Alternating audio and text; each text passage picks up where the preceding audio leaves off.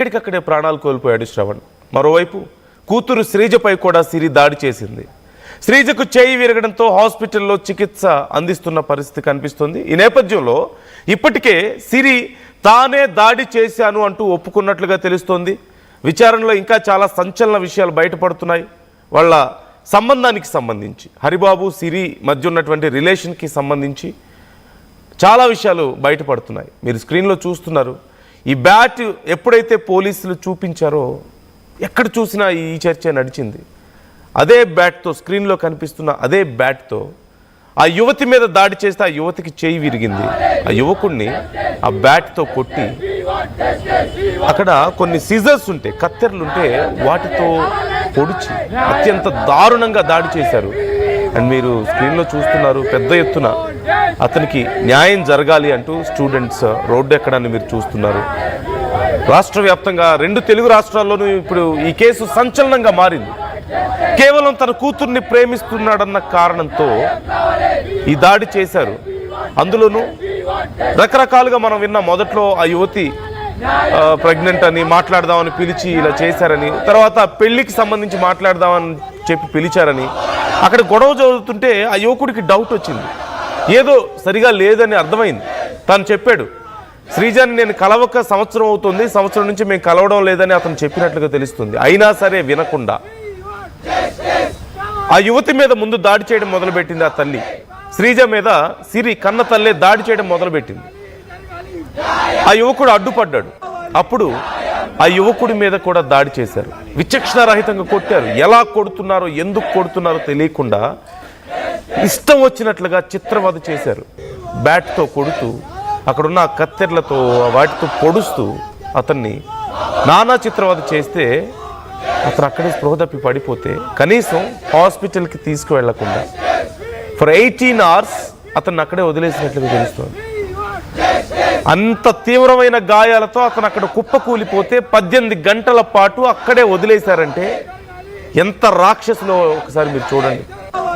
ఏదో క్షణికావేశంలో దాడి చేశారులే అనుకోవడానికి ఒక అర్థం ఉంటుంది. కనీసం అంటే చాలా ఘటనలు క్షణికావేశంలోనే జరుగుతూ ఉంటాయి.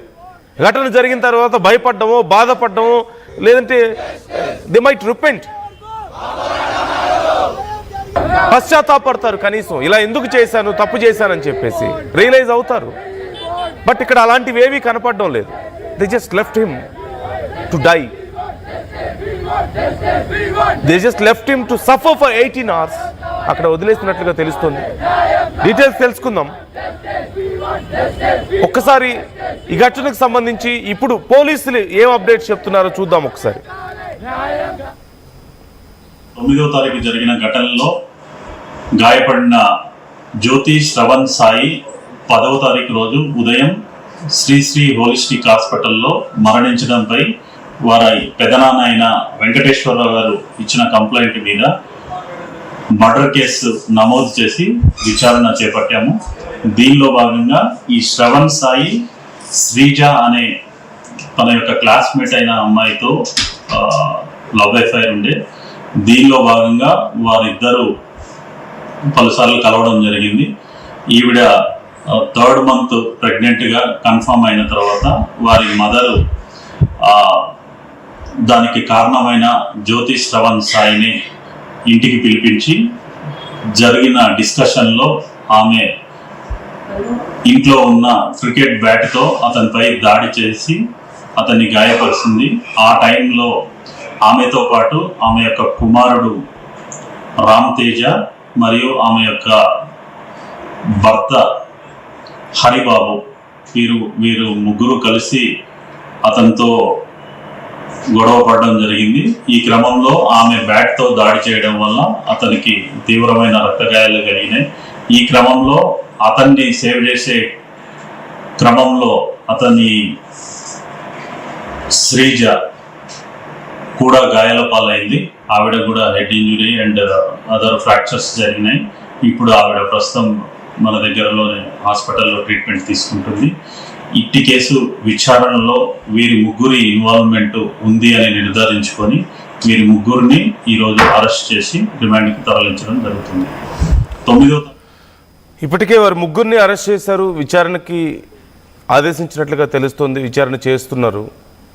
ఒప్పుకున్నట్లుగా తెలుస్తోంది సిరి. తానే ఈ దాడి చేశాను, కావాలని ఈ దాడి చేశాను అంటూ ఒప్పుకున్నట్లుగా తెలుస్తోంది. అలాగే తనతో సహజీవనం చేస్తున్నటువంటి వ్యక్తిని, అలాగే వాళ్ళ సోదరుడు, వీళ్ళందరినీ కూడా అదుపులోకి తీసుకున్నట్లుగా సమాచారం అందుతుంది. మరోవైపు you can see on screen, ఒకసారి కొంచెం ఆ విజువల్ పెద్దగా చూద్దాం మనం. పెద్ద ఎత్తున విద్యార్థులు రోడ్లెక్కారు. ఆ యువకుడి ప్రాణాలు తీశారు, అతనికి న్యాయం జరగాలంటూ కోరుతున్నారు. ప్రేమిస్తే ఎలా ప్రాణాలు తీస్తారు మీరు, ఆ హక్కు మీకు ఎవరిచ్చారు అంటూ అక్కడ నినాదాలు చేస్తున్నారు. వాళ్ళకి కఠిన శిక్ష పడాలి అంటూ వారు డిమాండ్ చేస్తున్నారు. ఒక్కసారి just listen to those slogans, ఒకసారి వినండి ఏమంటున్నారో విద్యార్థులు, ఏం డిమాండ్ చేస్తున్నారో ఒకసారి వాళ్ళ మాటలోని చూద్దాం.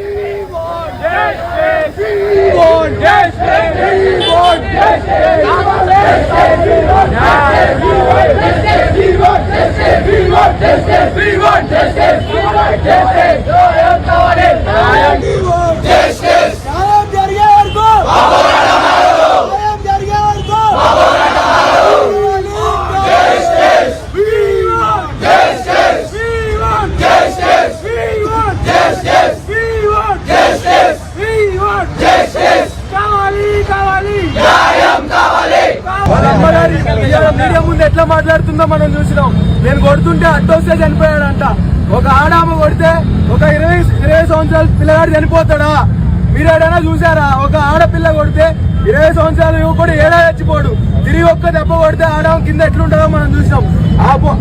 ఆ పిల్లోడు ఎవరైతే ఉన్నారో మనం ఎన్నో గొడవల్లో చూసాం. ఎట్లా కొట్లాడుతాడో మనకి తెలుసు, ఎట్లా తిరగబడుతాడో మనకి తెలుసు. ఆ పిల్లోడికి ఒక్కడిని కొడితే చనిపోలే, ఒక ఆడామ కొడితే చనిపోలే. ఒక 4-5 కలిసి ఎవరు ఆ 4-5. సో తన కూతురు మీద దాడి చేస్తుంటే అనుకోకుండా అడ్డొచ్చి ప్రాణాలు కోల్పోయాడు అంటూ ముందు సిరి చెప్పింది. అలా ఎలా జరుగుతుంది అంటూ విద్యార్థులు ప్రశ్నిస్తున్నారు. వి వాంట్ జస్టిస్ అంటూ నినాదాలు చేస్తున్నారు. ప్లకార్డ్స్ పట్టుకొని రోడ్ల మీదకి వచ్చారు కొన్ని వందల మంది. ఖచ్చితంగా మాకు న్యాయం కావాలంటూ వారు డిమాండ్ చేస్తున్నారు. అండ్ ఆ యువతి తల్లి మాట్లాడినటువంటి మాటలు ఘటనకు సంబంధించి